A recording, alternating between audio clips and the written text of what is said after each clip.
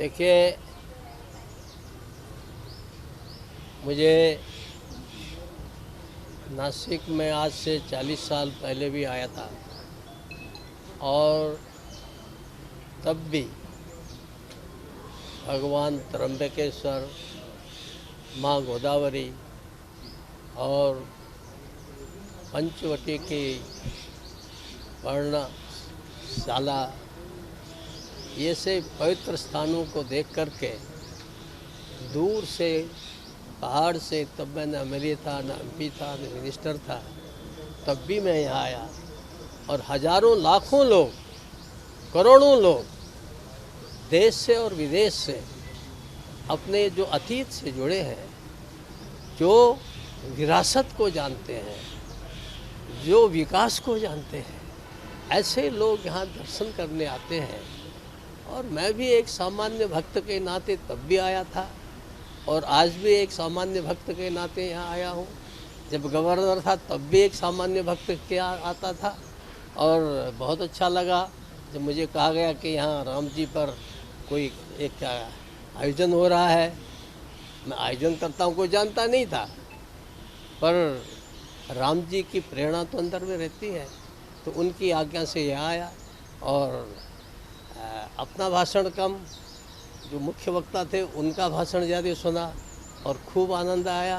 और मैंने यही निवेदन किया और यहाँ के इतने हमारे कर्मठ कुशल मुख्यमंत्री हैं, तो मैंने कहा कि उनसे आप कहिए कि जैसे अयोध्या कॉरिडोर बना है, मैं वर्षों बाद इस बार अयोध्या गया तो एक अलग ही आनंद आया, पिछली बार वर्षों बाद काशी गया तो एक अलग ही आनंद आया।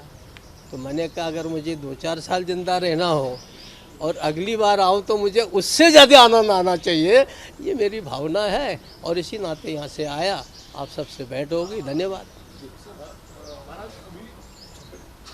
राज यहाँ संघ का एक जो में प्रोग्राम हुआ था, उस प्रोग्राम में कई सारी हस्तियां भी आई थी, बॉलीवुड की भी हस्तियां आई थी, सलमान खान भी उसमें शरीक हुए थे, लेकिन यहाँ के जो नेता हैं मनसे के राज ठाकरे, उन्होंने उस पर आपत्ति जताई है। उनका कहना है कि संघ के प्रोग्राम के लिए नहीं आए थे, ये नरेंद्र मोदी जी के डर की वजह से ये लोग अभी संघ से जुड़ रहे हैं। नहीं, वो सब लोग नरेंद्र मोदी से नहीं डरे होंगे।